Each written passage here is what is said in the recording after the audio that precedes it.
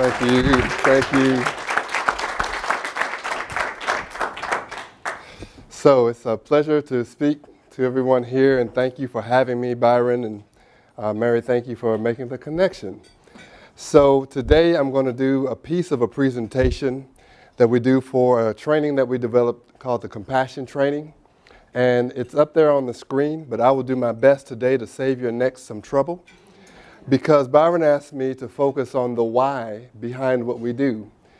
And the why behind what we do is already a part of this talk, so I'm going to just land there. And someone can flash me on time, because he kind of tricked me to get me here. He said you have 20 minutes, and now he told me you have 15. But I only need 12, so I still have some extra. So in the work that we've done, we've been privileged to meet so many champions. The name of our movement is called Stronger Together. And part of our motto is to look for champions and look for solutions and help raise their visibility and raise their platforms. And through whatever influence or entrance we have to make a difference or to make connections with others, we seek to do that. So when we see those who have taken their lives to care about the poor, the voiceless, those who are marginalized, we carry their names with us. And we want them to be able to make a difference on another level and on another scale. As we've gone about, a lot of the things that we've been brought into have set us at the dinner table, one-on-one, two-on-two, with people on probably all levels of leadership here in the city, to engage around a very difficult topic, and one of those is race. Another one of those is the socioeconomic division, where you have class division. And when I've looked at these challenges, we found out that there wasn't really a mystery around the fact that there is a great need in our city and in other situations. So the question became, well, why hasn't anyone done something maybe at another level yet? And then another question was, well, why aren't people working together well? And these things require leadership and sacrifice. So there were two ideas that I believe that if we were able to have these taught to our children and to the next generation, tomorrow could be different. And this piece is not on the slide. So the other training we developed is called leadership culture. So my definition of leadership is to accept responsibility and take initiative. When I say accept responsibility, it does not mean that you caused the problem. It does not mean that you're accepting the responsibility because the person that's causing the problem looks like you. It doesn't mean that it's your children. It doesn't mean that it's somebody who's a part of your company. It simply means that you've seen a situation or a challenge and you have chosen to accept responsibility to see a different future. And you have chosen to take initiative, discover how can we get to a better tomorrow in this situation. The other thing that I'm going to talk about and focus on today is the word compassion. And to me, compassion is simply caring for the suffering of others. So in this talk, I talk about race, culture, and compassion, because in the history of America, we have a history around race that some people feel like really is non-existent anymore. And when I listen to the echoes that they hear and the talk shows that they may listen to, I understand why they may believe that. But then when you talk to the people who live in the different places, you get a completely different perspective. The compassion training was developed out of over 100 hours of talking with community leaders who have laid down their lives to engage community members who are in these struggles, who run into the issue of not having bridges so that they can take a hope and see it become a reality. We've discovered that in this conversation, a lot of how we behave is based on what we see. Martin Luther King Jr., in this picture you'll see him standing with the Reverend Billy Graham. So Dr. Martin Luther King was preparing to do the opening prayer for the New York Gospel Crusade. And of course, again, this was at a time of racial tension. But we know that he made a quote that says, life's most urgent question is, what are you doing for others? One of the challenges that I would challenge everybody to know is to understand what is the pain in your city, what is the pain in your community. A lot of times we like to put pain in a certain place. We like to kind of box it so we don't have to carry it with us at all times. But I've come to learn that remembering pain sometimes helps us stay on target. And though it doesn't feel good to carry pain around or to continually be aware of things that aren't going well, sometimes it keeps us on track long enough for us to make a change at the level where change needs to take place. Anybody can write a check. Anybody can drop off clothes to Goodwill. Anyone can drop off some food for a weekend or go on Thanksgiving. And I don't diminish any of these things. To see a city leader standing in a line and giving food to the poor or to the homeless, that isn't to be diminished at all. But one of our movement principles is to influence at the level of your authority.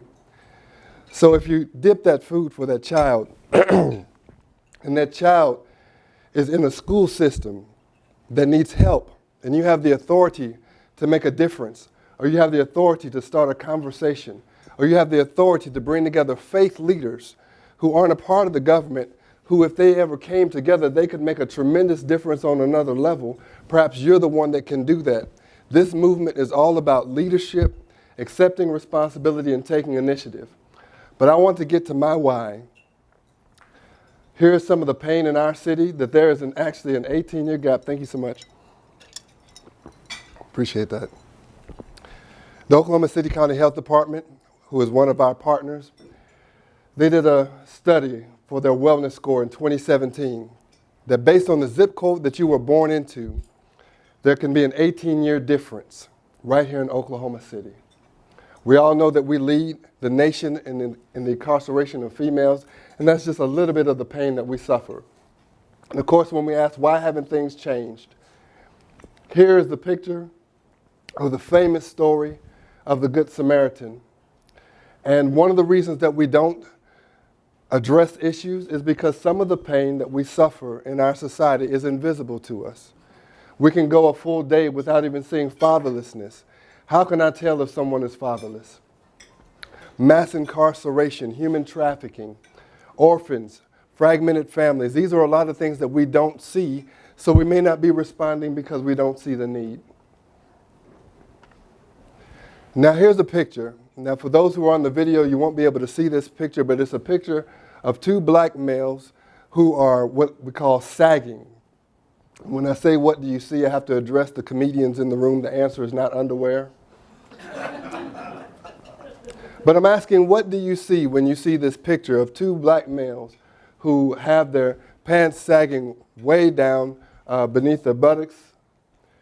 Is it disrespectful? Is it shameful? Is it embarrassing? Are you sad? Do you feel contempt rising up in you? Is there disgust in you? Are you like, would you please take that picture down because it's aggravating me? I want to tell you, ask you, what do you see? So here's my story. Here's my why. When I was in college, I'm 45 years old right now. When I was in college, oh, this is just too much here. Thank you. We had a church carnival. We planted a church in the inner city, and we wanted to make a difference. We wanted these children and these people who were in need to know that there's hope. We wanted to serve any way we could. We wanted to get in there and make a difference. So we're down there, we do this carnival just to get the kiddos to come out, and here come 5 kids. The oldest is 13, the youngest is 5, and they follow her around like little ducklings. It started to kind of look a little strange when I went to engage the 13-year-old. She had the mind of an 8-year-old. And whenever she answered you, she turned her lips to the side, she tilted, and she rolled her eyes every single time. And by her communication, you could tell that she had very little adult interaction. For weeks and weeks and weeks, we loved on these kids. These were the kids that could not be tolerated in a school. These were kids that could not be tolerated in a church unless you had made your mind up. Because there was a deal that we had with the kids.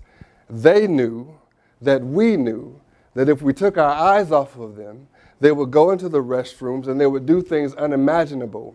We knew it, and they knew that we knew it, and it was a nice little contract that we had. So if it was all right with them, it was all right with us, that we would watch them like hawks. One day it was raining. I had the opportunity to take these children home, and I was longing to say, what is your world? Who are your parents? Where do you come from? What's your story? So I pull up to this 2-story old white house, and she sinks down in her seat just a little bit and just opens up on her own, and she begins to tell me, my father is on drugs and my mother is a drunk. Father was on crack.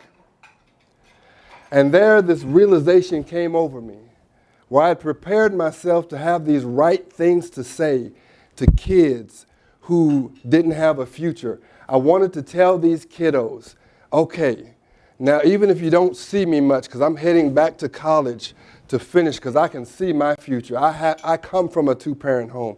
I come from a home where my father can give me counsel, and my mother tells me that I can do anything I put my mind to, so I'm all right.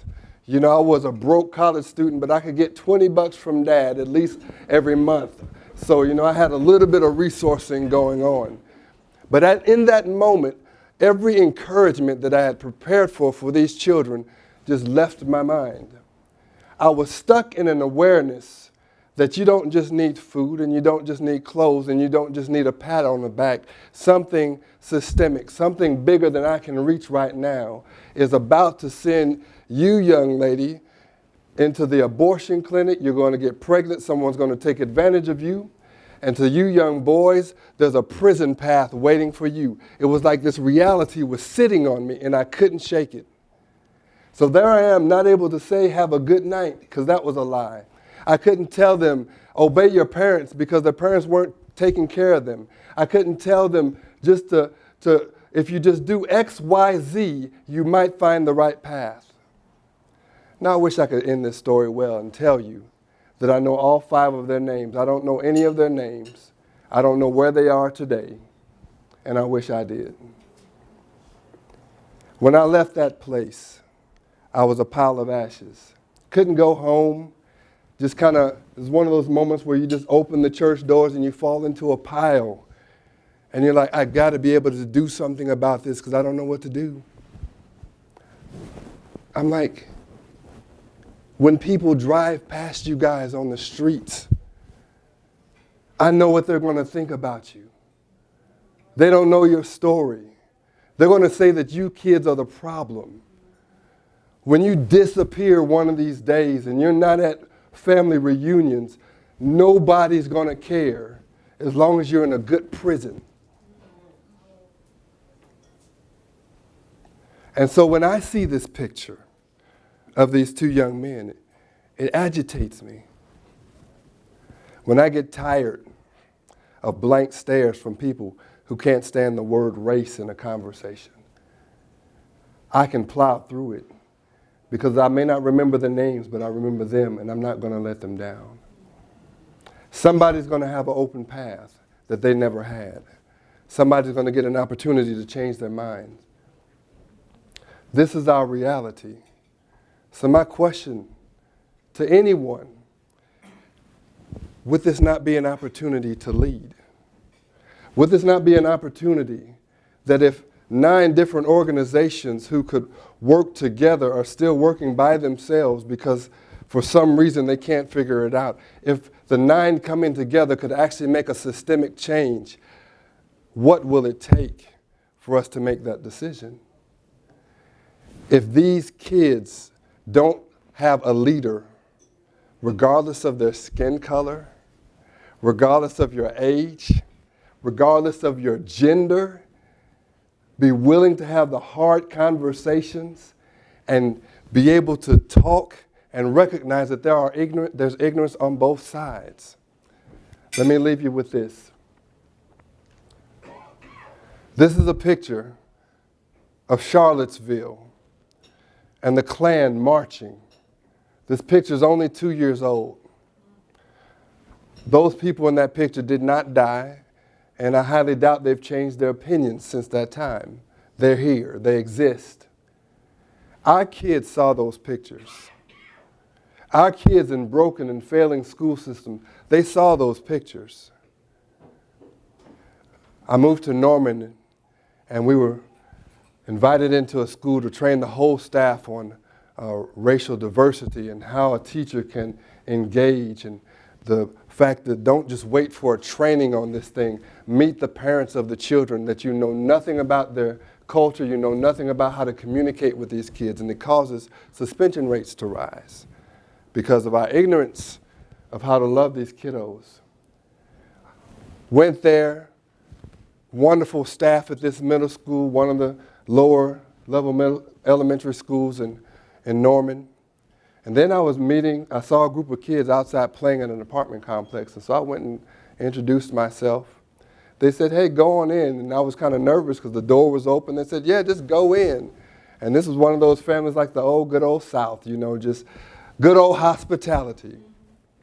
Walked in, met the parents, wonderful parents. And then I met a little girl who had a living frown on her face. And they said, yeah, she goes to that school, but she doesn't want to go back next year. And I'm like, okay, these are the stories I want to share with the principal, the new principal, because they've had 3 in the last 4 years. And she said she doesn't want to go because when she went to school, they start calling her the N-word. She got mad, and she got suspended because she couldn't handle her anger. And she lashed out. This is the world that we don't want to talk about. And I just want to ask you, do we have enough people of compassion to finish this conversation? I think in Oklahoma City, there are enough people of compassion to make a difference that will last for generations. And either we'll find out it's true, or we'll plow as far as we can and someone else can pick up the baton when we're done. Thank you.